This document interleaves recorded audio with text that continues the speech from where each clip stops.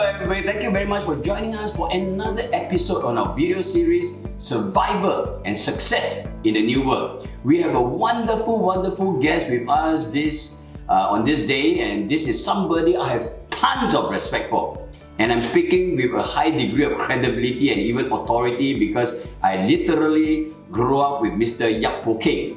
I was his classmate since 13 years old. Of course, he was one of those students in my class that was sitting right in front. I was sitting right at the back. You know, he has got all the A's. I've got results that I have to burn away and try and forget and make sure my daughters don't see those results. And that's the reason why he has done very well in life. I'm still struggling along in my life. And this gentleman, after graduating from University of Singapore, he actually went on to work in many multinational IT companies. And eventually, he was a chief executive of Meta Group Asia Pacific. And at the same time, subsequently, he became the chief executive officer of SNI, an info communication technology company. And this company won 4 years in a row the Enterprise 50 Awards. So, Mr. Yap, thank you so much for joining us today. You know, I have been dying to ask you this question because after introducing you, and telling the audience what an amazing career you have in the private sector, you decided eventually to give it all up, if I may put it this way, and then join the social service sector, you joined the charity sector and became the chief executive of Care Corner. So why did you give it all up? You have all the power, the profit, the privilege, the prestige, and even possessions. And why do you give it all up to join the service sector? Well, Patrick, thank you very much for those kind words. Working in the high-tech industry has been very challenging. In fact, it was very satisfying to be able to lead and grow. True, very challenging. I didn't, so that's why you're so much older than me. To be able to lead and grow a company to the Enterprise 50 for the last 4 years. But deep inside me, there's always this longing that at some point in my life, I would like to kind of do something beyond the corporate life.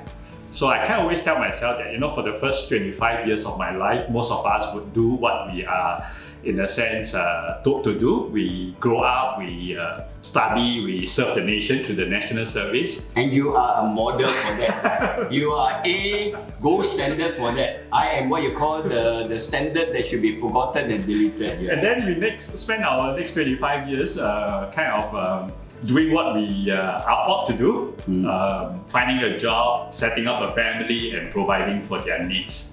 So when I hit 50, it was very clear to me that I don't think I want to spend the last 25 years of my life doing the same thing. And I really wanted to give myself to something that is really larger than myself.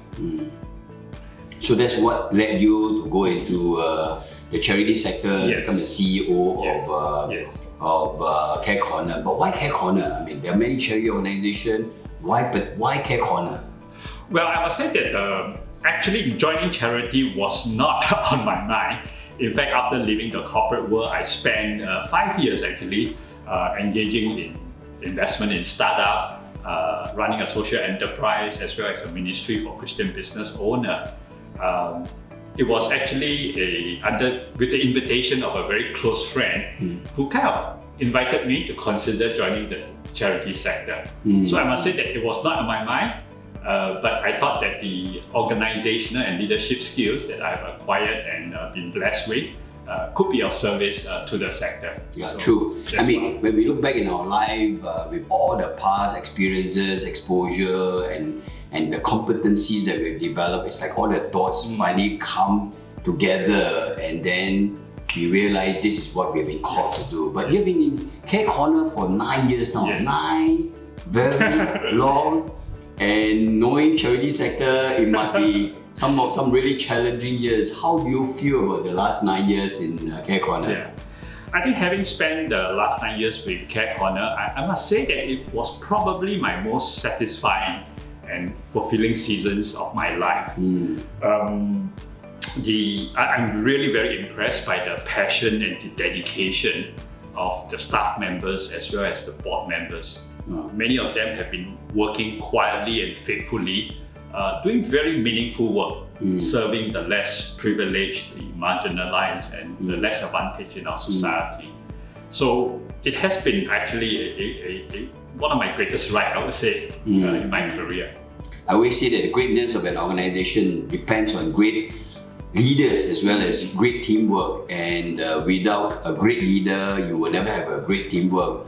And in the same way, with a great teamwork, and that's how you foster great leaders at the same time. So I'm sure with your leadership, that's why Care Corner can go from strength to strength. Tell me, I mean, you, as part of your work, as part of your organization, you guys have to go out there and help the last, the least, the lonely, and the lost. How do you help them to face the kind of hardship, the difficulties and challenges in life? Well, I think one of the starting point really is to build hope in them, because without hope, there's really nothing for them to look forward to. You know, you are saying something that is really the prime mover for us to start this video series, right? We started this video series because we say without positivism, without hope, and without optimism, all is lost. So I'm so happy you reinforce what we believe in and why we are doing this video series. And I think it's very important for them to realize that there is someone that believes in them and care for them. And you know, sometimes they may lose hope for a while, and I think our role there is really to journey with them, to carry maybe their hope for a season, and then helping them with some very practical needs in terms of whether it's financial assistance, whether it's safety, whether it's the functioning of the homes. And it is only after we're able to kind of stabilize their situation, then can we, in a sense, help them to build the capacity and the capability to manage their own life. I'm a strong believer that many of them actually know their own needs, and they have actually what is needed in them to really overcome their challenges. So for us, really, in a sense, it's just to journey with them for a season. And many of them are actually very, very resilient. I'm glad you say that, because I think most people don't realize there's a reservoir of potential. We are created with tremendous amount of possibilities, and sometimes we need ourselves and sometimes we need others to catalyze, you know, that potential, the latent potential, so that we can unleash ourselves for better things in life. You know, tell me, Mr. Yap, you know, we are going through what experts call the worst crisis of this century. But I also believe it is the greatest opportunity of our generation. You know, there are a lot of people out there who are struggling, who are facing challenges, who are having lots of difficulties. You know, being a professional in the social service sector, what advice would you give to people who are finding hard, you know, in this phase of their journey? I think this pandemic has really humbled all of us to recognize that we have actually less control over our lives than we think. Secondly, I think we are more interconnected and interdependent on one another. So I think this deep realization that all of us are in the same boat, sharing a common humanity.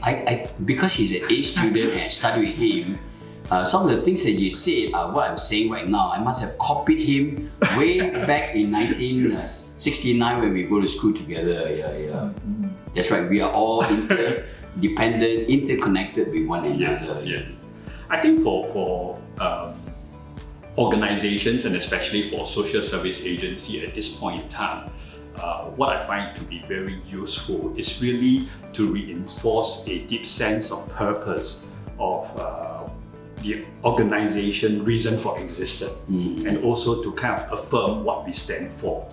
Because I think, especially when so much changes are taking place, I think having a strong sense of purpose is extremely important. I'm glad you say that, because if you don't know the why, you never find the how. That's it is right. our purpose that will always, you know, shape and influence our performance and our pursuits. So your organization has a purpose. Each and every one of you out there must also realize you're created and designed with a purpose and your whole lifetime is to seek out the purpose and fulfill the ongoing series of purposes that you are made for.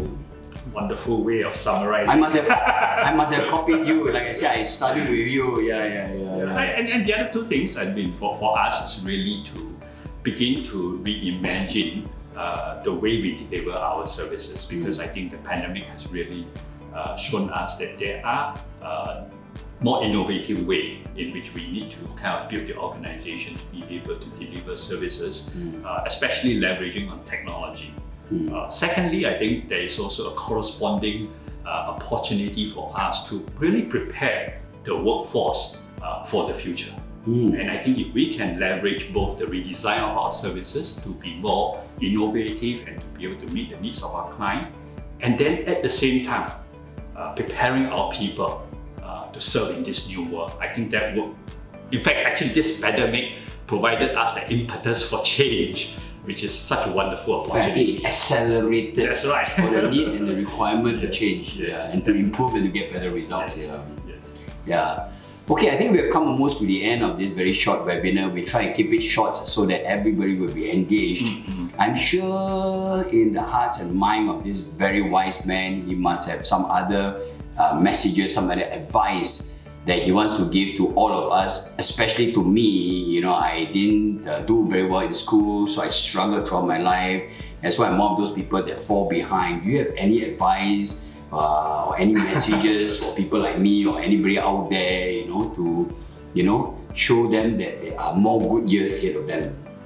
Well, I think what is important really is to stay true to yourself in terms of knowing what you are capable of doing, and then staying true to others as well, especially in this very challenging time. And then living your life, I think, with a deep sense of purpose, as well as a desire to, in a sense, learn and grow with the people that you have with you, and helping to, in a sense, carry these people along with you as you move along life's journey.